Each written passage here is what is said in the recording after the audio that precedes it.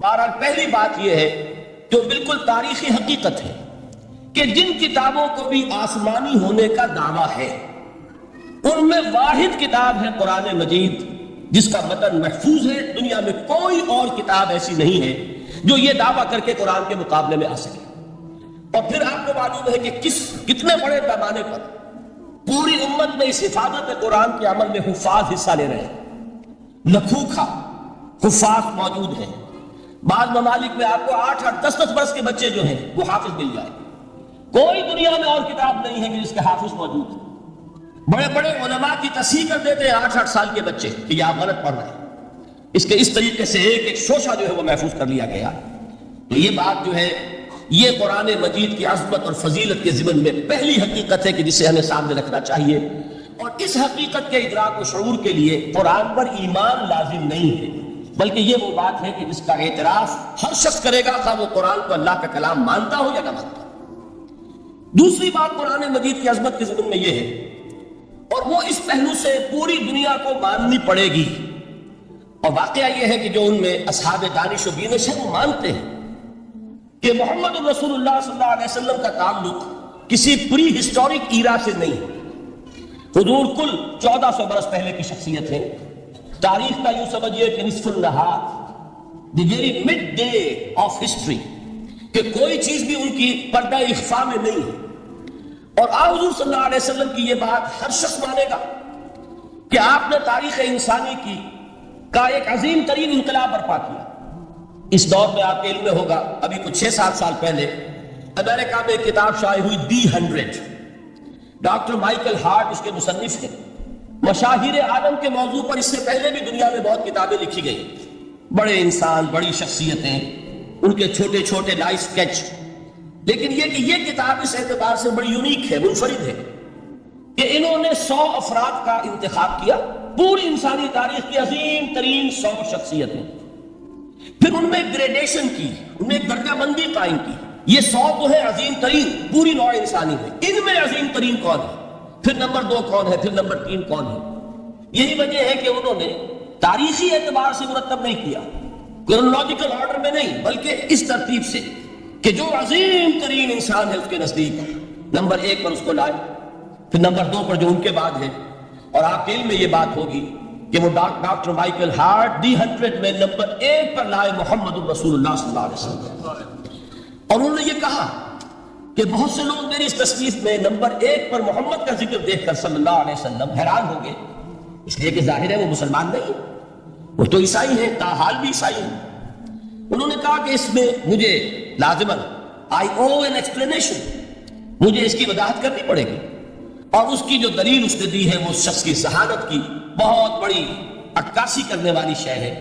کہتے ہیں this is because he is the only person، یہ the only کو انڈرلائن کر لیجیے اپنے ذہن میں، واحد شخصیت ہے پوری نسل انسانی کی، supremely successful in both the religious and the secular fields، کہ زندگی کے یہ 2 خانے جو آج کے انسان نے اپنے ذہن میں قائم کر لیے ہیں، ایک خانے کو وہ کہتے ہیں یہ مذہبی خانہ، یہ انفرادی ہے، عقائد ہیں، عبادات ہیں، کچھ سوشل کسٹمز ہیں، اگر کوئی فوت ہو جائے گا تو کیا کریں گے، اسے دفن کریں گے، جلائیں گے، کیا کریں گے، پیدائش ہے اسے سیلیبریٹ کس طرح کریں گے، یہ سوشل کسٹمز ہیں۔ تو دنیا میں یہ مانا جاتا ہے کہ یہ تو ہے ریلیجس اور پرائیویٹ افیئر ہے زندگی کا، اور ایک ہے سیاست، معیشت، تمدن، قانون، عدالت، سیاسی نظام، معاشی نظام وغیرہ، یہ سیکولر فیلڈ ہے، اس میں کسی مذہب کی بات نہیں ہونی چاہیے، بلکہ یہ کہ جو بھی کسی ملک کے رہنے والوں کی اکثریت کی رائے ہو اس کے مطابق کام چلنا چاہیے۔ یہ ان کا ذہن ہے، ہمارا نہیں، معاذ اللہ۔ اسلام کے نزدیک انسانی زندگی انڈیویزیبل ہے، ناقابل تقسیم وحدت ہے، یہ ایک آرگینک ہول ہے، حیاتیاتی اکائی ہے جس کو تقسیم نہیں کیا جا سکتا۔ لیکن جدید ذہن کا تصور یہی ہے۔ اس تصور کے پس منظر میں دیکھیے کہ جو سب سے بڑی تحسین ہو سکتی تھی اور جو سب سے زیادہ ٹریبیوٹ پیش کرنے کا انداز ہو سکتا تھا وہ شخص نے پیش کر دیا حضور کو، کہ دونوں میدانوں میں بیک وقت انتہائی کامیاب انسان پوری تاریخ میں صرف ایک ہے، اور وہ محمد صلی اللہ علیہ وسلم۔ اس لیے کہ جتنی بڑی شخصیتیں اور نظر آتی ہیں وہ یک رخی ہیں، یا ادھر عظیم ہے یا ادھر عظیم ہے، جو ادھر عظمت کی حامل ہے دین میں، مذہب میں، اخلاق میں، روحانیت میں، جیسے حضرت مسیح خود یا گوتم بدھ، ان کا سیاست میں اس میں کوئی دخل نہیں، کوئی انقلاب برپا نہیں کیا، کوئی نئی حکومت قائم نہیں کی، تو وہاں انہیں زیرو دینا پڑتا ہے۔ اور اس کے برعکس سکندر اعظم ہے، اٹیلا ہے، چنگیز ہے، ہٹلر کو بھی چاہے تو شامل کر لیں، جس کی فتوحات جو ہے وہ جنگل کی آگ کی طرح پھیلی ہے۔ کوئی مشرق سے مغرب تک پہنچ گیا، کوئی مغرب سے مشرق تک چلا آیا۔ ہٹلر کہاں آپ کو سکندر اعظم کہاں سے چلا؟ مقدونیہ سے دریائے بیاس تک پہنچا، اور ادھر سے چنگیز ادھر سے گیا وہاں تک پہنچا۔ اٹیلا جو ہے سینٹرل ایشیا سے اور یورپ کے میدانوں تک پہنچا ہے۔ لیکن مذہب اور اخلاق کے میدان میں انہیں صرف زیرو دینے سے کام نہیں چلتا، کوئی مائنس ویلیو معین کرنی پڑتی ہے۔ یہ ہے دنیا کی عظیم ترین شخصیتوں کا حال۔ ایک شخصیت ایسی ہے محمد کی صلی اللہ علیہ وسلم کہ ان کے بارے میں یہ کہنا مشکل ہو جائے گا کہ ان کی زیادہ عظمت جو ہے وہ مذہبی میدان میں ہے یا زیادہ عظمت جو ہے وہ سیاسی اور ملکی میدان میں۔ ایک نئی تہذیب، ایک نیا تمدن، ایک نیا طرز حکومت، ایک نیا نظام معیشت، ایک نیا سماجی اور معاشرتی نظام، ایک نیا قانون فوجداری، ایک نیا قانون دیوانی، زندگی کے ہر اعتبار سے ایک انقلاب برپا کیا ہے۔ یہ ہے محمد رسول اللہ کا وہ کارنامہ جس کو کہ غیر مسلم بھی تسلیم کرنے پر مجبور ہے۔ چنانچہ شاید آپ نے نام سنا ہو، ہندوستان نے جو بڑے بڑے انقلابی پیدا کیے اس صدی میں، ان میں ایک ایم این رائے، جو کمیونسٹ انٹرنیشنل، جو واسکو میں یوں سمجھیے کہ پوری دنیا میں اشتراکی تحریکوں کو کنٹرول کرنے والا ادارہ، یہ شخص اس کا بہت اہم کارکن رہا ہے، ایم این رائے۔ اس نے کتاب لکھی دی ہسٹوریکل رول آف اسلام، اور وہ تسلیم کرتا ہے کہ تاریخ انسانی میں عظیم ترین انقلاب وہ ہے جو محمد نے برپا کیا صلی اللہ علیہ وسلم۔ تو یہ چیز دوسری ہے کہ جس کو ماننا پڑتا ہے۔ لیکن آپ حیران ہوں گے کہ یہ سیرت کا جلسہ تو نہیں تھا، میں قرآن کی عظمت بیان کر رہا تھا۔ یہاں اب اصل میں جس چیز کی طرف آپ کی توجہ دلانے مقصود ہے وہ یہ ہے کہ اس عظیم ترین انقلاب کے لیے حضور کا اعلی انقلاب قرآن تھا۔ اتر کر حرا سے سوئے قوم آیا اور ایک نسخہ کیمیا ساتھ لایا۔ اس قرآن کے ذریعے ذہن بدلے، لوگوں کی سوچ بدلی، عقائد بدلے، نقطہ نظر بدلا، ان کا ویلیو سٹرکچر تبدیل ہو گیا۔ پہلے زندگی عزیز ترین متاع شمار ہوتی تھی، اب موت سب سے بڑھ کر خوش آئند ہے۔ شہادت ہے مطلوب و مقصود مومن، نہ مال غنیمت نہ کسوت کشائی۔ یہ انقلاب یہ در حقیقت کس کے ذریعے سے ہوا ہے؟ سورہ فرقان میں اللہ تعالیٰ نے ارشاد فرمایا حضور سے، فَلَا تُطِعِ الْكَافِرِينَ وَجَاهِدْهُمْ بِهِ جِهَادًا كَبِيرًا۔ اے نبی آپ ان کافروں کی باتیں نہ مانیے، ان کے کہنے کی طرف متوجہ نہ ہوئیے، اور اس قرآن کے ذریعے سے جہاد کیجئے۔ جیسے کہ ابھی آپ کو بتایا نظام الدین صاحب نے، اصل انقلاب جو محمد نے برپا کیا صلی اللہ علیہ وسلم وہ تلوار کے ذریعے نہیں ہے، تلوار کے ذریعے انقلاب کی تکمیل ہوئی۔ تو در حقیقت جو انقلاب آیا ہے، انقلاب پہلے آتا ہے انسان کی سوچ میں، انقلاب آتا ہے انسان کے نقطۂ نظر میں، انقلاب آتا ہے انسانوں کی شخصیتوں میں، ان کے کردار میں، ان کے شب و روز کے انداز میں۔ یہ انقلاب کون سی تلوار سے آیا؟ محمد تو تنہا تھے صلی اللہ علیہ وسلم، ایک فرد واحد سے دعوت کا آغاز فرمایا۔ یہ قرآن تھا در حقیقت، یہی سب سے بڑی تلوار ہے محمد رسول اللہ صلی اللہ علیہ وسلم کی۔ اس سے ذہنوں کو بدلا ہے، عقائد بدل دیے ہیں، نظریات بدل دیے ہیں، اسی سے لوگوں کا تزکیہ کیا ہے، اسی کو ان کے اندر اتارا ہے۔ یہ در حقیقت میں علامہ اقبال کا وہ شعر میرے سامنے آ رہا ہے، چون بجا در رفت جا دیگر شبت۔ عظمت قرآن کے ذکر میں فرماتے ہیں جب یہ قرآن کسی کے اندر اتر جاتا ہے اس کے اندر انقلاب آ جاتا ہے۔ ہی از اے چینج پرسن، اس کی سوچ بدل گئی، نقطہ نظر بدل گیا۔ پہلے وہ کائنات کو سمجھتا ہوگا کہ خود بخود چل رہی ہے، اندھا بہرا مادہ اسے چلا رہا ہے، بائی این ایکسیڈنٹ یہ وجود میں آئی ہے۔ اب وہ سمجھتا نہیں ہے ایک اللہ ہے، علی کل شیء قدیر بکل شیء علیم، الحی القیوم، جس نے اس کائنات کو بنایا ہے، جو اسے چلا رہی ہے، جو مدبر ہے، یدبر الامر من السماء الی الارض، تدبیر فرما رہا ہے، وہ ہے کہ جس نے اس کائنات کو پیدا فرمایا۔ پھر یہ کہ پہلے وہ سمجھتا ہو کہ میری زندگی کیا ہے، وہی جو کہ شہنشاہ ظفر نے کہا تھا کہ عمر حیات مانگ کے لائے تھے 4 دن، بہادر شاہ ظفر آسنی تاجدار خاندان مغلیہ کا، کہ عمر دراز مانگ کے لائے تھے 4 دن، 2 آرزو میں کٹ گئے 2 انتظار۔ کل زندگی کیا ہے یہ 30 40 50 60 70 برس؟ قرآن نے بتایا نہیں، اور جو ترجمانی کی اقبال نے، تو اسے پیمانہ امروز و فردا سے نہ ناپ، جاویداں پہم دوا ہر دم جمع ہے زندگی۔ یہ تو ایک ابدی سلسلہ ہے، اس کے لیے کوئی اختتام ہے ہی نہیں۔ یہ موت جو ہے یہ دی اینڈ نہیں ہے، موت ایک زندگی کا وقفہ ہے، یعنی آگے چلیں گے دم لے کر۔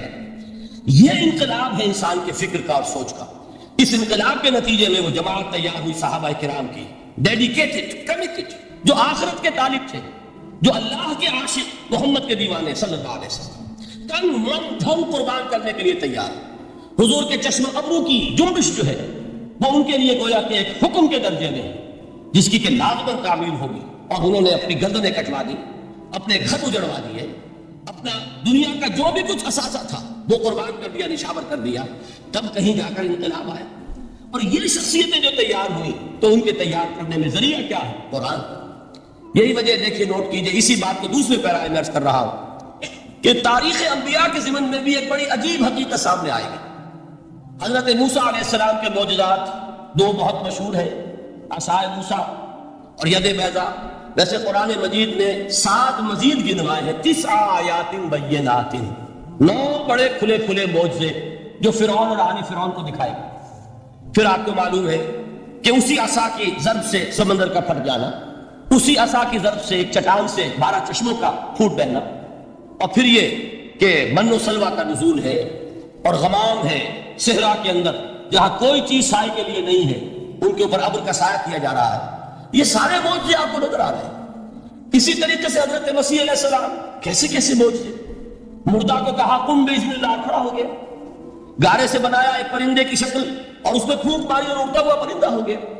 یعنی یہ کہ احیاء موتا اور خلق حیات یہ آخری معجزے ہو سکتے ہیں، اس لیے کہ یہ خالص اللہ تعالیٰ کے افعال ہیں۔ لیکن ذرا اس کانٹیکسٹ میں دیکھیے محمد کا معجزہ کیا ہے صلی اللہ علیہ وسلم۔ قرآن مجید جن لوگوں نے پڑھا ہے اور سمجھ کر پڑھا ہے، ترجموں سے پڑھا ہے، یا ویسے وہ عربی زبان سے واقف ہے، ان کو معلوم ہے کہ قرآن بار بار کہتا ہے محمد کا معجزہ، یوں تو بے شمار واقعات ہوں گے لیکن اصل معجزہ صرف اور صرف قرآن، اسی کو پیش کیا گیا کہ یہی ہے، آؤ مقابلہ کر لو۔ اصل میں معجزہ کہتے کسے؟ معجزہ کے معنی عاجز کر دینے والی شے۔ یوں تو اولیاء اللہ جو ہے ہم ان کی کرامات کے قائل ہیں، اللہ تعالیٰ اپنے کسی نیک بندے کے مقام و مرتبے کے اظہار کے لیے کسی وقت کوئی ایسی چیز ظاہر کر دے جو قانون طبیعی کے خلاف ہو، تو یہ کرامات اولیاء حق ہے۔ اور اس درجے کی جو ظاہر بات ہے کہ جب اولیاء کے لیے کرامات ہے تو انبیاء کے لیے تو بہت ہوگی۔ اصل معجزہ کسے کہتے ہیں؟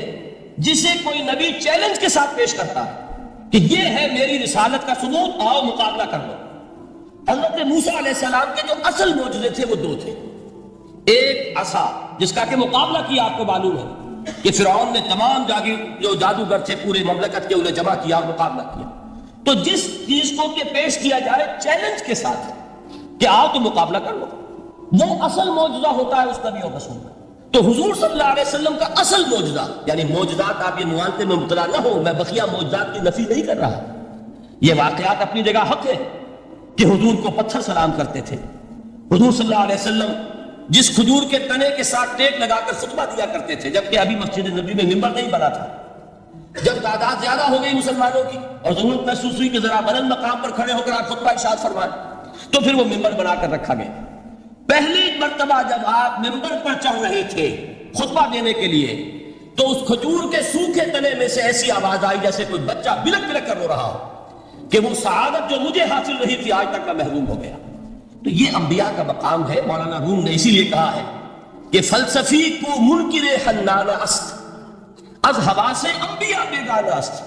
فلسفی اور عقلیت پرست انسان وہ تو حنانہ کا انکار کر دے گا، کیسے ممکن ہے سوکھا تنا اور اس کے اندر سے بچے کی طرح بلکنے کی آواز آئے، لیکن یہ اس لیے ہے کہ وہ انبیاء کے خصوصی احوال جو ہے ان کو جانتا نہیں۔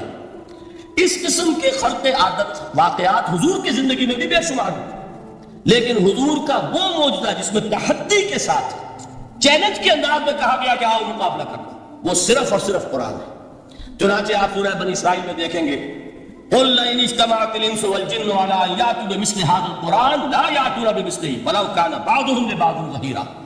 اے نبی چیلنج کر دیجئے، اگر تمام انسان اور تمام جن مل کر یہ چاہے کہ اس قرآن جیسی کوئی تصنیف کر دیں، تو چاہے وہ ایک دوسرے کا کتنی بھی اس میں مدد کرے اور تعاون کرے، وہ ہرگز قرآن جیسی کتاب تصنیف نہیں کر سکتے۔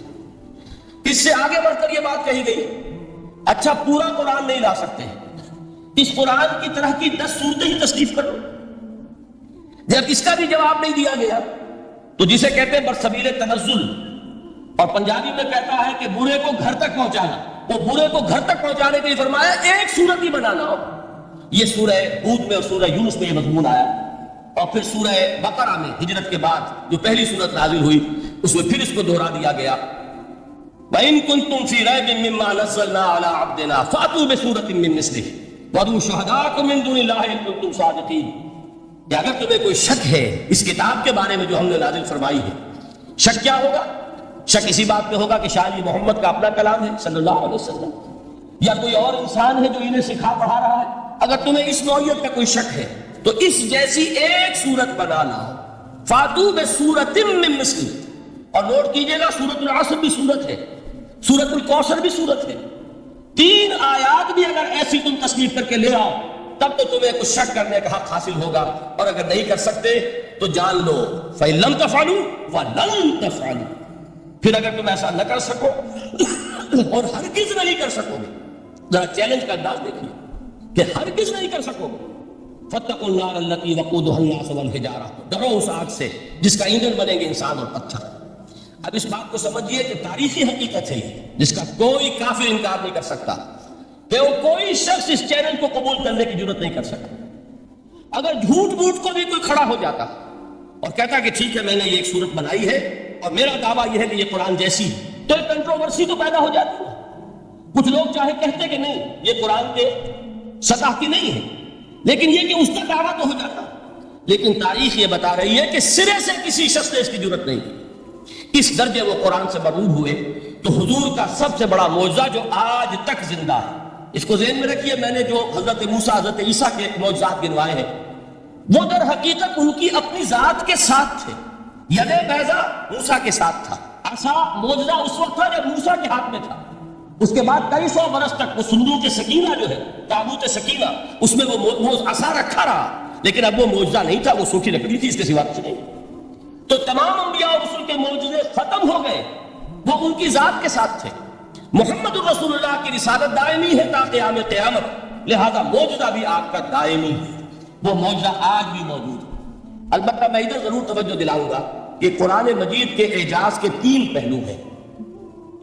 پہلا پہلو اور زیادہ تر اسی کی طرف توجہ زیادہ ہوئی ہے، وہ ہے قرآن کی فصاحت، بلاغت، ادبیت، اس کی چاشنی. ظاہر بات ہے کہ اس کا شعور اور ادراک صرف عربوں کو ہو سکتا ہے، بلکہ میرے خیال میں ناراض نہ ہو اہل عرب تو آج کے عربوں کو بھی نہیں ہو سکتا.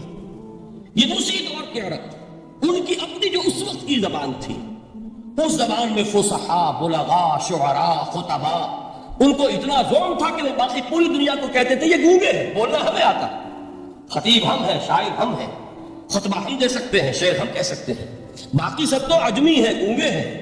ان کے اندر نہ فصاحت ہے، نہ بلاغت ہے، نہ ان کے کلام میں چاشنی ہے، نہ اس کے اندر کوئی شکوہ ہے. یہ دعویٰ جنہیں تھا، جب ان کے منہ بند ہو گئے قرآن کو سننے کے بعد کہ اس کلام کا کوئی مقابلہ ممکن نہیں ہے، جو ان کے سبع معلقہ کے شعراء میں سے آخری شاعر وہ ایمان لے آئے. اس کے بعد جب ان سے کہا گیا کہ اب آپ شعر نہیں کہتے، حضرت عمر نے ایک مرتبہ ان سے سوال کیا کیا بات ہے، اب آپ نے شعر کہنے چھوڑ دیے؟ تو ان کا جواب یہ تھا بعد القرآن، کیا آپ قرآن کے بعد بھی اس کا امکان ہے کہ کوئی شخص اپنی فصاحت اور بلاغت کا اظہار کرنا چاہے؟ یہ تو فصاحت اور بلاغت کی ایک معراج ہے کہ جس تک کہ اب کسی انسان کی رسائی ممکن نہیں. تو فصاحت اور بلاغت جو ہے قرآن کی اور اس کی ادبیت، در حقیقت اس کا ادراک تو ہو سکتا ہے صرف اہل زبان کو. ہم لوگ جو ترجموں سے پڑھتے ہیں، چاہے کتنی ہی گرامر پڑھ لیں، کتنی صرف و نحو پڑھ لیں، واقعہ یہ ہے کہ وہ جو ایک ہوتا ہے لفظ پر جب انگلی آتی ہے تو جو ایک آپ کو فیل ہوتی ہے، وہ فیل ہم جو عجمی لوگ ہیں جن کی مادری زبان عربی نہیں ہے، وہ قرآن مجید کی فصاحت اور بلاغت کو اس طور سے نہیں سمجھ سکتے جیسے کہ اہل زبان سمجھ سکتے ہیں، اور خاص طور پر جیسے کہ اس زمانے کے اہل زبان نے سمجھا. آج چونکہ عربی زبان ویسے تو جو اس کی فصیح لینگویج ہے وہ جو کہ تو اپنی اصل پر قائم ہے، وہ اسی قرآن کے طفیل اور قرآن کے صدقے قائم ہے، ورنہ دنیا میں کوئی دوسری زبان نہیں ہے کہ جو 1500 برس تک اتنی پیور رہ جائے، اس میں تبدیلی آتی ہے. خود اردو جو ہے 300 برس کی اردو، دکن کی اردو، ذرا اس کو کبھی پڑھیے تو آپ حیران ہوگے کہ یہ اردو زبان ہے اور آج کی اردو کوئی اور ہے. یہ صرف 200-250 برس کے اندر یہ انقلاب اردو میں ہو چکا ہے. عربی زبان 1500 برس سے وہ قائم ہے اپنے اسی جگہ پر، اور وہ صرف قرآن کا اعجاز اور قرآن کا صدقہ ہے. لیکن باقی جو اصل میں بولی جانے والی زبانیں ہیں وہ بہت بدل چکی ہیں. لہذا تمام اہل عرب کے لیے بھی اب قرآن کے اس پہلو کو صحیح طور پر سمجھنا ممکن نہیں۔ قرآن کی جو اعجاز کے دو پہلو ہیں وہ ہے در حقیقت جو میری اور آپ کی توجہ کے خاص طور پر در حقیقت حقدار ہے اور ہمیں ان کی طرف توجہ کرنی چاہیے۔ بدقسمتی سے اس کی طرف عام طور پر علماء نے توجہ نہیں کی، اس کی صرف ادبیت ہی کا چرچا ہوتا ہے۔ اصل میں قرآن مجید علم انسانی کی معراج، فکر، فلسفہ، حکمت، قرآن کی ابدی حکمت، قرآن کا ابدی فلسفہ، قرآن انسانی مسائل کا جو حل دیتا ہے، قرآن نے سوشل سائنسز میں جس طریقے سے رہنمائی کی ہے، یہ دو پہلو ہیں اس کے اعجاز کے، جس کی کہ آج ہمیں ضرورت ہے کہ ہم اس کا شعور اور ادراک حاصل کریں۔ اس کے ضمن میں خاص طور پر علامہ اقبال کا نام لینا چاہتا ہوں۔ میرے نزدیک اس دور میں قرآن مجید کے اس اعجاز اور اس کے ایک معجزہ ہونے کے لیے سب سے بڑی دلیل علامہ اقبال کی شخصیت ہے۔ وجہ کیا ہے کہ علامہ اقبال علماء کے طبقے میں سے نہیں تھے۔ ظاہر بات ہے کہ جن کا پورا جو ہے جن کی زندگی گزرتی ہو قال اللہ و قال رسول میں، ان کے دلوں میں عظمت قرآن کی، ان کے دلوں میں حضور کی محبت یہ تو سمجھیے کہ ہونی ہی چاہیے، ان کے شب و روز اسی میں گزرتے ہیں۔ لیکن یہ کہ ایک ایسا شخص جس کی تعلیم ہے کالجوں کی، یونیورسٹیوں کی، جس نے مشرق اور مغرب کے فلسفے کھنگال ڈالے، وہ شخص اور وہ بھی اس دور میں جبکہ ہم پر مغرب سے مروبیت بہت شدید تھی۔ آج تو وہ مروبیت بہت کم ہو چکی ہے۔ آج تو ہمارا عام نوجوان جو ہے وہ آنکھوں میں آنکھیں ڈال کر بات کرتا ہے، اس میں خود اعتمادی ہے۔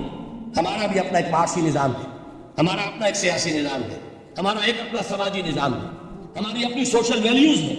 آج کا نوجوان الحمدللہ احیاء اسلام کی وہ جد و جہد جو ہے وہ مرحلہ در مرحلہ بہرحال آگے بڑھ رہی ہے۔ وقت لگے گا لیکن یہ کہ اس میں یقیناً ترقی ہوئی ہے۔ اسی کا مظہر یہ ہے کہ خود اعتمادی ہے، we have confidence۔ ہم جانتے ہیں کہ اسلام ایک دین ہے، مکمل دین ہے، اس کے بعد زندگی کے تمام مسائل کا حل ہے۔ لیکن یہ ہے آج 1985 کی بات۔ علامہ اقبال اس صدی کے آغاز میں گئے ہیں یورپ، جبکہ ہم محکوم تھے انگریز کے، ایک حاکم قوم کے ہاں جا کر اس سے مروبیت کتنی شدید اس وقت تھی۔ جو جاتا تھا اکثر و بیشتر جو ہے واپس آتا تھا تو کھڑے ہو کر پیشاب کرنا ضروری سمجھتا تھا، اس لیے کہ اس نے وہاں پر لوگوں کو یہی کرتے دیکھا۔ ان کا لباس، ان کی وضاحت، ان کی تہذیب، ان کا تمدن، ہر طرح سے ان کے گن گاتا ہوا، ان کے لیے وہ بہت قصیدے جو ہے تعریف کے کہتا ہوا آتا تھا۔ لیکن ایک علامہ اقبال کی شخصیت وہ ہے کہ وہ یہ خود کہتے ہیں کہ میں اس آگ میں ڈالا گیا ہوں مثل خلیل، مغربی تہذیب کے اس الاؤ میں مجھے اس طرح ڈالا اللہ نے جیسے کہ حضرت ابراہیم کو آگ میں ڈلوایا۔ میں اس تہذیب کے اس الاؤ کے اندر سے ہو کر آ رہا ہوں اور میں نے یہ دیکھ لیا ہے کہ یہ تہذیب کھوکھلی ہے، اس کے اندر کوئی پائیداری نہیں ہے، نظر کو خیرہ کرتی ہے چمک تہذیب حاضر کی، یہ سنائی مگر جھوٹے لگوں کی ریزہ کاری ہے۔ اور دیار مغرب کے رہنے والوں، خدا کی بستی دکان نہیں ہے، کھڑا جسے تم سمجھ رہے ہو وہ اب ذرے کا معیار ہوگا۔ تمہاری تہذیب اپنے خنجر سے آپ ہی خودکشی کرے گی، جو شاخ نازک پہ آشیانہ بنے گا ناپائیدار ہوگا۔ اب آپ اندازہ کیجئے وہ شخص جو بنیادی طور پر فلسفی ہے، فلسفے کا طالب علم، وہ جرمنی اور انگلستان میں جا کر فلسفے کھنگالنے کے بعد اسے اگر تسکین حاصل ہوئی، اس کی جو علم کی پیاس تھی اگر اسے سیری حاصل ہوئی تو صرف قرآن کے ذریعے سے۔ نہ کہیں جہاں میں اما ملی، جو اما ملی تو کہاں ملی میرے جرم خانہ خراب کو تیرے عفو بندہ نواز میں۔ یہ وہ شخص ہے آخری زندگی میں ان کا کام صرف ایک رہ گیا تھا، قرآن کی تلاوت۔ بڑے بڑے فلسفی ملنے آتے تھے علامہ اقبال سے ملنے، وہ سمجھتے تھے بڑی لائبریری ہوگی، جیسے بڑے وکیل اس کی لائبریری آپ کو معلوم ہے کتنی جلدیں رکھی ہوگی، خوبصورت جلدیں بنی ہوئی، ایسے ہی کوئی بڑا فلسفی، بڑا پروفیسر، اس کی سٹڈی، اس کی کتابیں بڑی مروب کن ہونی چاہیے۔ لیکن علامہ اقبال کے ہاں سب کتابیں اٹھوا دی تھی، صرف ایک کتاب رہ گئی، اور سید نذیر نیازی کا نام آپ نے سنا ہوگا۔ انہوں نے جب یہ گواہی دی ہے، یہ واقعہ شاید آپ کے علم میں نہ آیا ہو، یہ بہت اہم واقعہ ہے۔ وہ یہ لکھتے ہیں کہ میں نے ایک مرتبہ علامہ سے پوچھا کہ کچھ لوگ اعتراض کرتے ہیں یا یہ خیال ظاہر کرتے ہیں کہ آپ نے اپنا فلسفہ خودی نیٹشے سے لیا ہے، کوئی کہتا فلاں سے لیا ہے، کوئی کہتا فلاں سے لیا ہے، کچھ آپ خود بتا سکیں گے کہ آپ کے فلسفہ خودی کی سورس کیا ہے؟ تو علامہ نے کہا کہ اچھا کل فلاں وقت آ جانا تو میں تمہیں لکھوا دوں گا، ڈکٹیٹ کرا دوں۔ تو سید نذیر نیازی کہتے ہیں کہ میں بہت خوش ہوا کہ یہ سعادت میرے حصے میں آ رہی ہے کہ علامہ اقبال خود مجھے تحریر کرائیں گے کہ میرے فلسفے کی سورس کیا ہے۔ میں نے کہاں سے اخذ کیا؟ دوسرے روز وہ گئے، حاضر ہوئے، بڑے ہی ارمانوں کے ساتھ پینسل اور کاپی لے کر بیٹھے۔ علامہ نے فرمایا ذرا قرآن مجید نکال لاؤ۔ وہ قرآن مجید لائے، حیران ہوئے، یہ فلسفے کا سورس مجھے ڈکٹیٹ کرانے چلے تھے، یہ قرآن مجید کہہ رہے۔ کہا کہ ذرا سورۃ الحشر اس کا آخری رکوع، وَلَا تَكُونُوا كَالَّذِينَ نَسُوا اللَّهَ فَأَنسَاهُمْ أَنفُسَهُمْ أُولَٰئِكَ هُمُ الْفَاسِقُونَ۔ اے لوگوں، ان لوگوں کے مانند نہ ہو جانا جنہوں نے اللہ کو بھلا دیا تو اللہ نے انہیں اپنی خودی سے غافل کر دیا، اپنے آپ سے بیگانہ بنا دیا۔ یہی ہے لوگ جو فاسق ہیں۔ علامہ نے کہا میرے فلسفے کی سورس یہ ہے، یہ میں آپ کو بتانا چاہتا ہوں۔ اس معنی میں میں کہتا ہوں کہ اس دور میں علامہ اقبال کی شخصیت کو میں اعجاز قرآن کا سب سے بڑا مظہر سمجھتا ہوں۔ ایک شخص 20ویں صدی کا، 20ویں صدی عیسوی کی شخصیت، اور پھر یہ کہ وہ کہیں مسجد اور کسی مدرسے کے ماحول میں پلا بڑھا نہیں ہے، بلکہ اسکولوں اور کالجوں میں اور یونیورسٹیوں میں، اور صرف ہندوستان میں نہیں، انگلستان اور جرمنی کی یونیورسٹیوں میں رہا، جس نے اپنا لوہا منوایا ہے۔ وہ شخص اگر یہ کہتا ہے کہ میرے لیے فکر کی بنیاد، میرے فلسفے کی سورس، میری تمام سوچ کی رہنمائی جو ہے وہ اس کتاب نے کی ہے، تو معلوم ہوا کہ واقعتاً یہ قرآن مجید آج بھی موجود ہے۔ یہ بات تو ہوئی فلسفے اور فکر کے اعتبار سے۔ دوسرا پہلو جو اپلائیڈ پہلو ہے، اس دور کے اعتبار سے وہ اہم تر ہو گیا ہے۔ انسان کے لیے جو پیچیدہ تمدنی مسائل ہیں، سیاسی مسائل کو کیسے حل کیا جائے، معاشی مسائل کا حل کیسے ہو، سماج میں توازن کیسے ہو، مرد اور عورت کے درمیان توازن کیسے ہو، ہوتا کیا ہے، یا عورت بھیڑ بکری کی طرح کی ملکیت بن جاتی ہے۔ ہمارے ہاں اردو میں جو اس کا محاورہ ہے کہ جوتی کی نوک، یہ اس کی حیثیت ہو جائے گی، یا دوسری طرف عورت کلوپیٹرا بن کر قوموں کی قسمتوں سے کھیلے گی۔ دنیا میں یہ دو انتہائیں ہوئی، کہاں نقطۂ عدل کہاں ہے، کیسے بیلنس جو ہے اسٹرائک کیا جائے، مردوں کے حقوق اور فرائض اور خواتین کے حقوق اور فرائض، اس میں صحیح ترین ایکویشن ہے کیا؟ اسی طریقے سے فرد اور اجتماع، فرد اور ریاست، یا تو یہ کہ انسان کی انفرادی آزادی اتنی جا رہی ہے، مادر پدر آزاد، جس کا مطلب یہ ہے کہ آج انگلستان میں دو مرد بھی میاں اور بیوی کی حیثیت سے رہ سکتے ہیں، قانون تسلیم کرے گا ہسبینڈ اینڈ وائف، ان کو وہی حقوق حاصل ہو، یہ ہے وہ آزادی۔ اور یا پھر یہ ہے کہ جو روس میں ہے یا دوسرے ممالک میں ہے کہ آزادی بالکل ختم، اور معلوم ہوا کہ ایک ٹوٹلیٹیرین سوسائٹی، مستبدانہ نظام، ان کے درمیان نقطۂ عدل کہاں ہے؟ اسی طرح سرمایہ اور محنت، اگر ذرا سا سرمایہ کو چھوٹ ملتی ہے وہ مزدور کا خون چوستا ہے اور اس کا حق اس کو نہیں دیتا۔ اقبال نے بہت خوبصورت انداز میں کہا ہے کہ خواجہ از خون رگے مزدور سازد لال نام، از جفائے دہ خدایا کشت دہ کا نا خراب، انقلاب انقلاب انقلاب۔ ایک طرح سرمایہ دار ہے جو مزدور کی رگوں میں سے خون نچوڑ کر سرخ شراب کا پیمانہ لے کر بیٹھا ہوا ہے، وہ در حقیقت مزدور کا خون ہے جو پی رہا ہے۔ ایک طرف وہ زمیندار اور جاگیردار ہے جو کاشتکار کا خون جو ہے چوس رہا ہے۔ تو یہ یا تو یہ انتہا ہے، اور یا یہ ہے کہ اگر ذرا آپ مزدور کو یا اس کارکن کو تھوڑا تحفظ دیجئے تو وہ کام نہیں کرتا۔ ہمارے ہاں پچھلے دور میں یہی ہوا تھا، میں یہ بربلا کہتا ہوں، آج بھی آپ کے سامنے کہہ رہا ہوں کہ بھٹو نے واقعہ یہ بہت بڑا کارنامہ سر انجام دیا تھا۔ اس نے مزدور کو ایک سیلف ریسپیکٹ دی تھی، کاشتکار کو اپنی عزت کا احساس دیا تھا کہ میں بھی انسان ہوں، میرے بھی حقوق ہیں، لیکن نتیجہ اس کا نیگیٹو نکلا، مزدور نے کام کرنا چھوڑ دیا، معیشت کی گاڑی ختم ہو گئی۔ وہ چیز کی جو متوازن ہو، جس میں مزدور کو اس کا حق مل رہا اور پسینہ خشک ہونے سے پہلے اس کی جائز مزدوری اس کو مل گئی ہے، جس میں کہ انسان کسی سرمایہ دار کی رعیت بن کر نہ رہ جائے۔ دوسری طرف یہ کہ سرمایہ کے لیے بھی جو اس کا صحیح ہے کہ اس کو انسینٹیو ملے، وہ میدان میں آئے، اس کے اندر رسک لینے کے جو ہے وہ صلاحیت پیدا ہو۔ ان دونوں چیزوں کو کیسے توازن کیا جائے؟ واقعہ یہ ہے کہ یہ ہے وہ پیچیدہ مسائل جن کا حل قرآن میں ہے۔ ہماری بدقسمتی کیا ہے کہ ہم نے خود ان چیزوں کے لیے دوسروں کے سامنے جھولی پساری ہوئی، ہم دوسروں سے بھیک مانگ رہے ہیں۔ ہمارا حال کیا ہوا تھا اس صدی کے شروع میں؟ مصطفیٰ کمال پاشا نے جب ترکی میں اسلام کے آئلی قوانین بھی منسوخ کیے، نوٹ کیجئے اس کو، یہ اسی صدی کے وہ صدمے ہیں جو ہم نے اٹھائے ہوئے ہیں، اور گاہے گاہے باز خواہ یہ قصہ پاری نہ رہا، تازہ خواہی داشت کر داغ ہائے سیدھا رہا۔ اس صدی میں کیا نہیں ہوا؟ عربوں کی ریوولٹ ترکوں کے خلاف، ان کے پیٹھ میں جو خنجر بھونکا، اور ایک انگریز، ایک کرنل لارنس کی وہ ساری شرارت، اس کے نتیجے میں ایک عظیم مملکت عثمانیہ، سلطنت عثمانیہ، دی گریٹ عثمان امپائر، اس کے چیچڑے ہوئے اور اس کے بعد وعدے کیے تھے عربوں سے کہ ہم تمہیں حکومت دیں گے۔ ہوا کیا کہ ان کے چھوٹے چھوٹے ٹکڑے کیے اور تقسیم کر لیے۔ مغربی سامراج کا دور شروع ہو گیا۔ اس کا ایک رد عمل مصطفیٰ کمال پر اس درجے شدید ہوا، اس نے ہر چیز جس کا تعلق عربوں سے تھا اس کو ختم کر دیا، ملک بدل کر دیا۔ عربی میں اذان نہیں ہوگی، عربی میں نماز نہیں پڑھی جائے گی، اور اسی کے ضمن میں یہاں تک گیا کہ فیملی لاز بھی، رومن لاز جو ہے وہ نافذ کی۔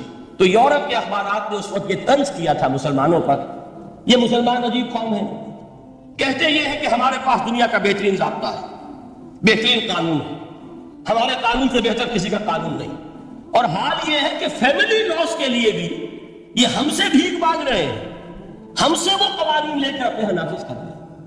آج بدقسمتی سے اکثر و بیشتر مسلمان ممالک کا حال یہی ہے، آج ہم ان سے بھیک مانگ رہے ہیں، کہیں جمہوریت کی بھیک ہے، کہیں سوشلزم کی بھیک ہے، کہیں کسی اور سماجی نظام کی بھیک ہے، کہیں مرد اور عورت کی کامل مساوات کا ایک نظریہ ہے، شانہ بشانہ چلنے والا فلسفہ ہے، جو خالص مغرب کی تہذیب کی ایک بھیک ہے جو مانگی جا رہی ہے۔ کاش کہ آج قرآن کے اس اصل اعجاز کی طرف، جو اس کا اصل معجزہ اس دور کے لیے، میں نے عرض کیا کہ اعجاز قرآنی کا وہ معجزہ کہ وہ فصاحت اور بلاغت کی معراج ہے، وہ یا تو اپریشیٹ کر سکتے اہل عرب، اور اہل عرب میں سے بھی حقیقت میں وہ جو قدیم جاہلی شاعری کے جاننے والے ہیں جو بہت کم رہ گئے ہیں، وہ جان سکتے ہیں کہ جب قرآن نازل ہوا تو کیوں زبانیں گنگ ہو گئی تھی، کیوں کوئی ایک شخص جھوٹ موٹ کو بھی مدعی بن کر نہیں آ سکا کہ یہ میں نے قرآن کی جیسی ایک کتاب یا قرآن جیسی ایک سورت یا قرآن کی طرح کے چند جملے میں نے موضوع کر دیے ہیں۔ لیکن دوسرا پہلو ہے فکر اور فلسفہ، اس کے اعتبار سے جس کا سب سے بڑا ثبوت اس دور میں علامہ اقبال ہے، اور تیسرا پہلو ہے Islamic social sciences, political science, economics, sociology, اس میں جو کچھ قرآن نے دیا ہے، جو آج بھی انسان کی رہنمائی کے لیے بہترین نظام ہے، اس نظام کو ہم سمجھے، اسے دنیا کے سامنے پیش کریں، تب در حقیقت قرآن مجید کا اعجاز سامنے آئے۔ یہ دو پہلو تو میں نے عرض کیے ہیں کہ جو کسی غیر مسلم کو بھی نظر آئے گا، قرآن کا پریزروڈ ہونا، اس کی انٹیگریٹی، اوتھینٹسٹی، یہ چیزیں وہ ہے کہ جو سب نے مانی۔ قرآن کے ذریعے تاریخ انسانی کا عظیم ترین انقلاب برپا ہونا، یہ وہ بات ہے کہ جو کسی اندھے کو بھی دیکھنی پڑتی ہے، اس حقیقت کا اعتراف اس پر کو بھی کرنا پڑتا۔ میں یاد دلا دوں آپ کو، ایچ جی ویلز، آپ نے نام سنا ہوگا، سائنٹیفک فکشن میں اس کا بڑا اونچا مقام ہے، لیکن اس نے تاریخ نسل انسانی پر بھی دو کتابیں لکھی، a short history of the world اور a concise history of the world. Concise history of the world میں وہ شخص حضور کے ذکر پر جب آتا ہے تو میں صرف ذکر کر رہا ہوں، نقل کفر نباشت، اس نے حضور کی شخصیت پر بڑے رقیق حملے کیے ہیں، بڑے گھٹیا حملے کیے۔ حضور کی خاص طور پر تعدد ازدواج کا جو معاملہ ہے، یہ کڑوی گولی ان کے حلق سے اتر نہیں سکتی، اس لیے کہ ان کا آئیڈیل ہے حضرت مسیح اور حضرت یحییٰ، جان دی بیپٹسٹ اینڈ جیسس آف نازارتھ۔ ان دونوں نے ایک شادی بھی نہیں کی، تجرد کی زندگی بسر کی، لہذا ایک شادی بھی ان کے نزدیک گھٹیا فعل ہے۔ تو حضور نے تو کی ہے 11 شادیاں، 11 نکاح کے۔ یہ جو کڑوی گولی ہے یہ ان کے حلق سے نیچے نہیں اترتی، اس لیے میں انہیں معذور سمجھتا ہوں۔ تو اس نے اس پہلو سے تو بڑے حملے کیے، لیکن خطبہ حجۃ الوداع کے وہ جملے جو ہے تاریخی، پورے کے پورے اس نے کوٹ کیے، لا فصل لعربی علی عجمی ولا لعجمی علی عربی ولا لاحمر علی اسود ولا لاسود علی احمر الا بالتقوى کلکم بنو آدم آدم من تراب۔ کسی عرب کو کسی عجمی پر کوئی فضیلت نہیں، کسی عجمی کو کسی عرب پر کوئی فضیلت نہیں، کسی گورے کو کسی کالے پر کوئی فضیلت نہیں، کسی کالے کو کسی گورے پر کوئی فضیلت نہیں سوائے تقویٰ کے۔ تم سب کے سب آدم کی اولاد ہو اور آدم مٹی سے بنائے گئے تھے۔ یہ الفاظ لکھ کر کہتا ہے کہ جہاں تک human fraternity, equality and freedom, تین الفاظ نوٹ کیجئے، انسانی حریت، انسانی مساوات، انسانی اخوت، کہتا ہے جہاں تک ان تین چیزوں کے واضح ہے سرمنس کا تعلق ہے، وہ تو دنیا میں پہلے بھی بہت کہے گئے۔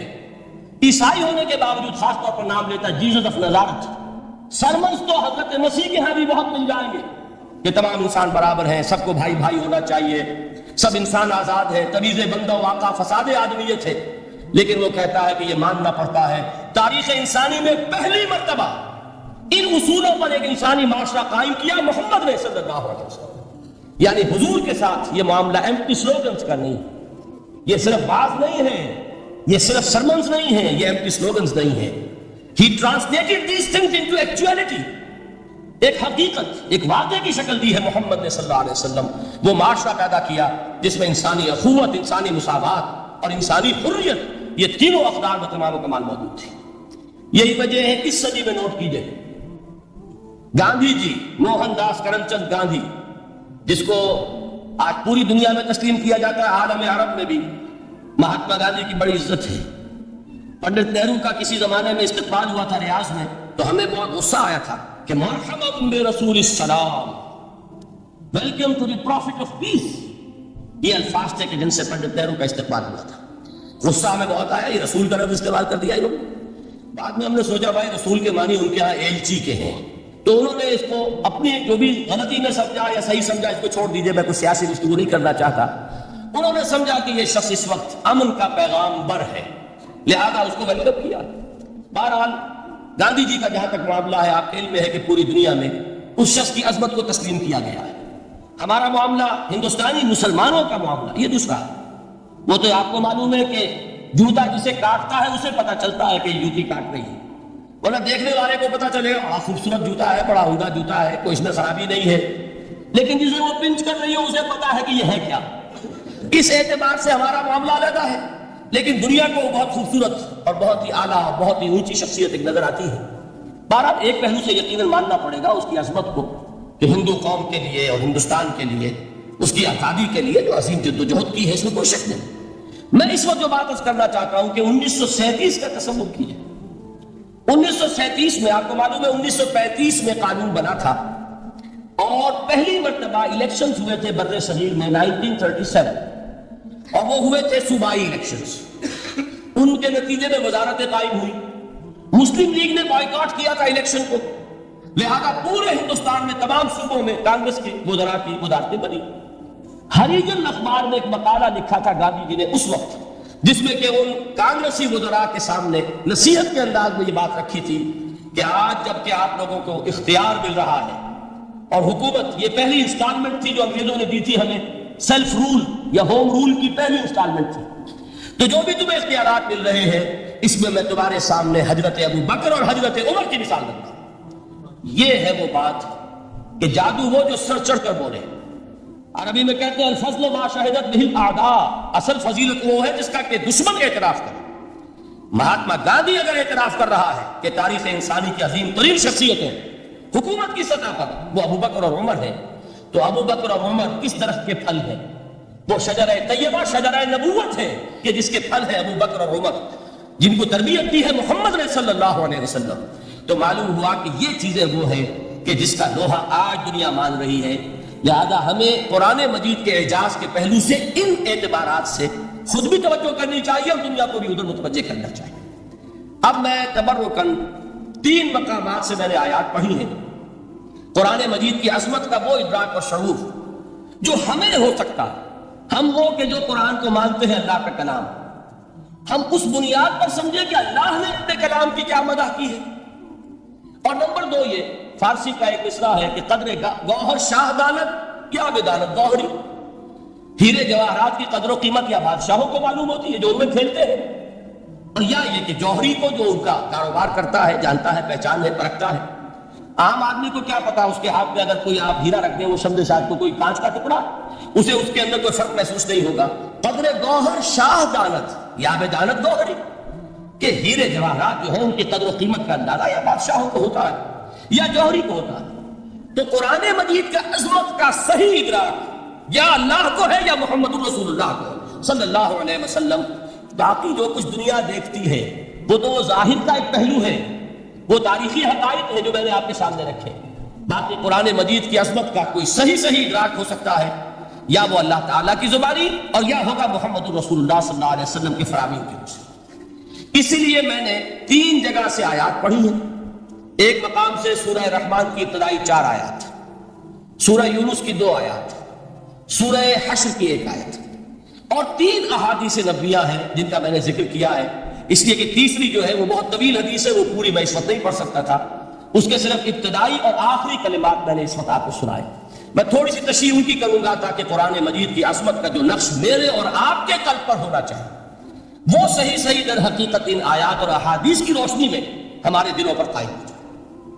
دیکھیے قرآن مجید کی عظمت یہ کلام ہے، اس کی کلام کی عظمت کا پہلا پہلو ہے متکلم کی عظمت کے اعتبار سے۔ عربی میں کہا جاتا ہے کہ کلام الملوک ملوک الکلام ہے، بادشاہوں کا کلام کلاموں کا بادشاہ ہوگا۔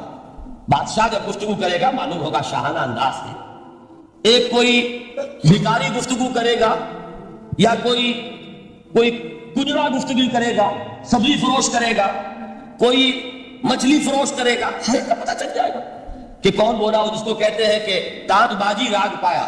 دو جملے کوئی شخص بولے گا پتہ چل جائے گا کتنے پانی میں ہے، اس کے علم کا، فضل کا، تہذیب کا، تمدن کا کیا معیار ہے۔ اس لیے کہ کلام جو ہے در حقیقت متکلم کی پوری شخصیت کی عکاسی کرتا ہے، اس کا مقام کیا ہے، اس کا مرتبہ کیا ہے، اس کے ذہن کی بلندی کیا ہے، اس کے فکر کی گہرائی کیا ہے، اس کے افق ذہنی کی وسعت کیا ہے، اس سب کا اندازہ ہوگا کلام سے۔ تو اب یہ کلام ہے اللہ کا، معلوم ہوا کہ اللہ کی صفات کا ایک کامل عکس قرآن مجید میں موجود ہے۔ یہ بات سمجھیے، اس کو قرآن نے کس طرح بیان کیا؟ یہ وہ لطیف حقائق ہیں جن کے لیے قرآن مجید تمثیل کا قرار اختیار کرتا ہے۔ اب سورہ حشر کی تمثیل کیا ہے؟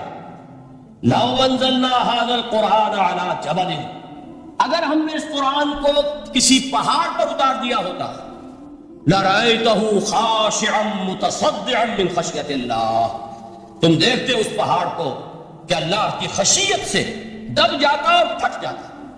وَتِلْكَ الْأَمْثَالُ نَضْرِبُهَا لِلنَّاسِ لَعَلَّهُمْ يَتَفَكَّرُونَ، اور یہ مثالیں ہیں جو ہم لوگوں کے لیے بیان کرتے ہیں تاکہ وہ تفکر سے کام لیں، غور و فکر کریں۔ اگر میں اور آپ قرآن کی عظمت سے واقف نہیں ہوں گے، اس بات کو نوٹ کر لیجئے، تو میں اور آپ اپنا وقت کیسے صرف کریں گے اس کے لیے؟ انسان کا ایٹیٹیوڈ بڑا یوٹیلیٹیرین ہے، آج کے انسان کا خاص طور پر۔ وہ کسی ایسے ہی کام کے لیے وقت لگائے گا جس کو اس کے لیے فائدہ ہو، اور اس فائدے کی چیز اگر نہیں ہے تو اس کی طرف متوجہ نہیں ہوگا۔ اگر قرآن مجید کی عظمت کا ہمیں ادراک ہو جائے تو ہم اپنا پورا وقت اس کے لیے وقت کرتے ہیں، اس کو سمجھیں گے، اس کی گہرائیوں میں غوطہ زنی کریں گے، جیسے اقبال نے کہا کہ قرآن میں ہو غوطہ زن اے مرد مسلمان۔ لیکن اگر یہ کہ اس کی عظمت کا ادراک نہ ہوا تو بس یہ کہ کبھی اتفاق ہو گیا کہ کھول لیا اور اس کو پڑھ لیا، پڑھ بھی لیا بغیر سمجھے، اور اس کا ثواب کسی اور کو پہنچا دیا، وہ آج حصول ثواب بھی نہیں رہا، ایصال ثواب ہی رہ گیا۔ ورنہ یہ کہ بہرحال علامہ اقبال نے جو اس پر پھپتی چست کی ہے کہ بآیات اشترا کارے جزی نیست کہ از یاسین او آسا بمیری، اس قرآن کی عظیم آیات سے اے مسلمان آج تیرا سر و کار صرف اتنا رہ گیا ہے کہ کوئی شخص مر رہا ہو، عالم نزع میں ہو، تو اس کو یاسین سنا کر اس کی جان جلدی سے نکال دو، آسانی سے نکل جائے، بس یہ سر و کار رہ گیا۔ میں یہ نہیں کہتا کہ نہ پڑھی جائے، حضور نے فرمایا پڑھنی چاہیے، لیکن صرف یہ نہیں ہے اس کا مصرف، یہ تو انسانی زندگی کی رہنما کتاب بن کر نازل ہوئی ہے، اس کے اوپر اس اعتبار سے توجہ تم نہیں کر رہے ہو، بلکہ تمہاری اس کے ساتھ جو ہے دلچسپی صرف اتنی رہ گئی۔ تو پہلی بات یہ کہ یہ سمجھیے کہ قرآن نے یہ تمثیل اختیار کی اپنے عظمت کے بیان کے لیے۔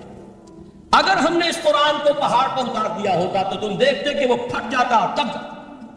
اب اس کو سمجھیے، القرآن یفسر بعضہ بعضا، قرآن کا ایک حصہ دوسرے حصے کی تفسیر کرتا ہے۔ سورہ اعراف میں واقع آیا ہے کہ حضرت موسیٰ علیہ السلام کا آپ کو معلوم ہے کہ کوہ طور پر اللہ تعالیٰ سے ہم کلامی کا شرف حاصل کرتے تھے، گفتگو ہو رہی ہے لیکن اللہ نظر نہیں آ رہا۔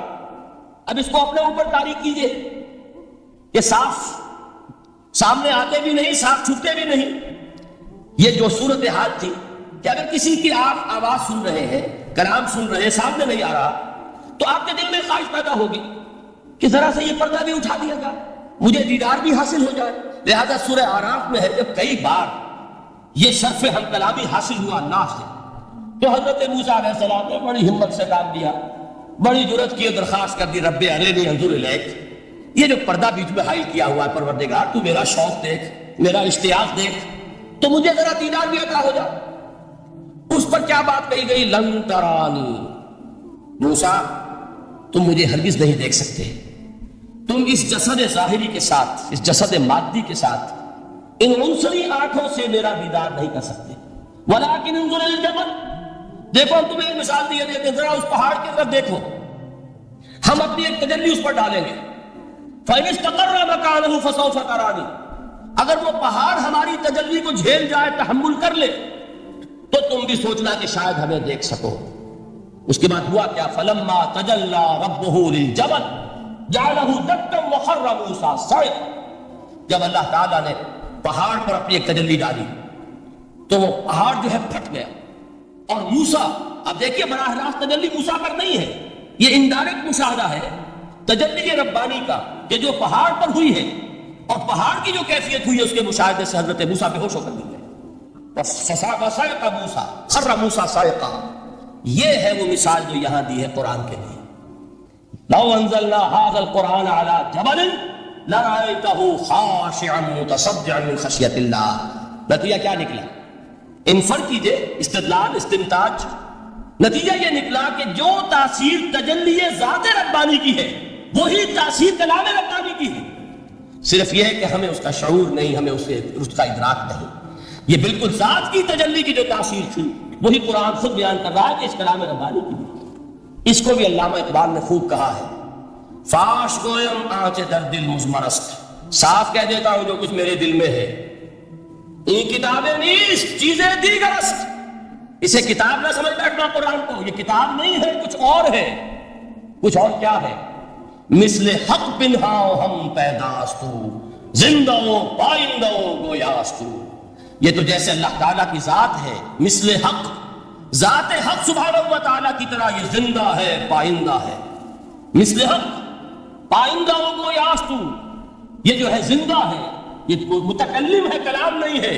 کل صفات ربانیہ جو ہے ظاہر اور باطن، مثل حق پنہا، ظاہر و پنہا، اور حی و قیوم جیسے اللہ کی ذات ہے، وہی صفات اس کلام کی ہے۔ اور اس کے بعد وہ شعر آیا تھا جو میں پہلے سنا چکا ہوں، چوں بجا در رفت جا دیگر شمت۔ جب یہ قرآن کسی انسان کے اندر سرایت کر جاتا ہے، اس کے دل پر نازل ہوتا ہے۔ دیکھیے یہ الفاظ آپ کو کہیں اور نہیں ملیں گے۔ میرے نزدیک جہاں علامہ اقبال اس دور میں قرآن کی عظمت کا سب سے بڑا ثبوت ہے، وہاں عظمت قرآنی کے سب سے زیادہ واقف اور اس کا سب سے زیادہ شعور رکھنے والے بھی علامہ اقبال ہیں۔ یہ الفاظ آپ کو کہیں نہیں مل سکیں گے کہ مثل حق پنہاؤ ہم پیداستو، زندہ پائندہ گویاستو، چوں بجاں در رفت جہاں دیگر شود، جہاں چو دیگر شد جہاں دیگر شود۔ جب یہ انسانوں کے اندر سرایت کر جاتا ہے، ان کے اندر ایک انقلاب آ جاتا ہے، اور یہ اندر کا انقلاب ہے جو ایک عالمی انقلاب کا پیش خیمہ بنتا ہے۔ آپ آرڈیننس کے ذریعے سے نمازیں پڑھوائیں گے تو پھر نماز وہی پڑھی جائے گی جو آفس ٹائم میں آئے گی، باقی اور کیوں پڑھیں گے؟ وہ تو آرڈیننس کے ذریعے سے پائی جا رہی ہے۔ اس کا حشر تو وہ ہوگا جو ہمارے ہاں دیکھا جا چکا ہے۔ اور اس وقت بھی، اس زمانے میں میں نے یہ سنا ایک جگہ کہ کلاس 4 امپلائیز جو ہیں، وہ شروع میں جب آرڈیننس نافذ ہوا تھا ہمارے ہاں تو دفتروں میں بڑا اہتمام ہوا، آفیسرز نے خاص طور پر بڑے اہتمام سے ظہر کی نماز پڑھنی شروع کی۔ لیکن مجھے بتایا گیا کہ کلاس 4 امپلائیز جو ہیں ہمارے، یہ ڈرائیورز ہیں، پی اینز ہیں، یہ کھڑے ہنستے رہتے ہیں، شریک نہیں ہوتے۔ میں نے ان سے کہا وہ اس لیے کہ انہیں معلوم ہے کہ آپ بھی تو یہی پڑھ رہے ہیں صرف نماز، باقی آپ کے ڈرائیور سے اور آپ کے خانسامہ سے یہ بات چھپی ہوئی نہیں ہے کہ عصر آپ نے بھی نہیں پڑھنی، یہ صرف زور ہے جو آپ پڑھ رہے ہیں۔ تو یہ اصل میں اندر کا انقلاب جب تک نہ آئے، باہر کا ٹھوسا ہوا انقلاب، وہ تو جب پریشر ہٹ جائے گا تبدیلی ختم ہو جائے گا۔ چوں بجا در رفت جا دیگر شبد، اندر انقلاب آئے، جب اندر تبدیلی ہو جائے گی اب انسان کا پورا وجود بدلے گا، پھر اس کے اندر سے تبدیلی جو ہے وہ ابھرے گی، اسے کسی خارجی دباؤ کی ضرورت نہیں ہوگی۔ جہاں تو دیگر شد جہاں دیگر شمد۔ اور جب انسانی شخصیتوں کے اندر یہ انقلاب اندر سے آتا ہے تو پھر وہ عالمی انقلاب بنتا ہے، جیسے کہ محمد رسول اللہ کا انقلاب۔ واقعہ یہ ہے کہ اگر جوش کانسپیریسی، عبداللہ ابن سبا کی سازش اگر کامیاب نہ ہو گئی ہوتی اور مسلمانوں کے اندر آپس کا اختلاف اور سر پھٹمل نہ ہو جاتا، جو حضرت عثمان کی شہادت، پھر حضرت علی کی شہادت رضی اللہ تعالی عنہما، اور حضرت علی کی دوران خلافت کی آپس کے جو بھی جنگیں ہوئی، جنگ جمل، جنگ صفین، جنگ نہروان، اگر یہ نہ ہوئی ہوتی تو جس سپیڈ کے ساتھ اور رفتار کے ساتھ انقلاب محمدی کی توسیع ہو رہی تھی علی صاحب الصلاۃ والسلام، کوئی طاقت دنیا میں نہیں تھی۔ اقبال نے اس کا بھی نقشہ کھینچا ہے کہ تھمتا نہ تھا کسی سے سیل رواں ہمارا، وہ سیل رواں تھا، کوئی روکنے والا نہیں تھا۔ انٹرنل سیبوٹاج وہ ہے کہ جس نے اس انقلاب کا راستہ روکا۔ تو واقعہ یہ ہے کہ وہ اندرونی انقلاب حضور نے برپا کیا قرآن کے ذریعے صحابہ نے۔ اندر سے جو انقلاب تھا اس نے عرب میں ایک انقلاب کی شکل اختیار کی، اور یہ انقلاب جو ہے اتنی اپنے اندر قوت رکھتا تھا، اتنی پوٹینشیلٹی تھی اس کی کہ وہ 20 برس کے اندر کہاں آکسس دریائے جیہو، کہاں اٹلانٹک، تصور تو کی تاریخ میں اس سے پہلے اتنی بڑی کوئی مملکت قائم ہوئی نہیں، کہاں یمن اور کہاں ایشیا کوچک، ایشیا مائنر ٹرکی، یہاں سے وہاں اور وہاں سے یہاں، اتنی عظیم مملکت حضرت عثمان رضی اللہ تعالیٰ عنہ کے خلافت میں ہو چکی تھی۔ یہ بات اگر یہ چلتا معاملہ آگے تو کوئی قوت اب نہیں رہی تھی، سلطنت روما ختم ہو چکی تھی، سلطنت کسریٰ ختم ہو چکی تھی، بخشتے اڑ گئے تھے، اب کون سی طاقت رہ گئی تھی جو سیلاب کا راستہ روکتی؟ یہ وہ یہودی سازش ہے جس نے اندر سے سبقات کی۔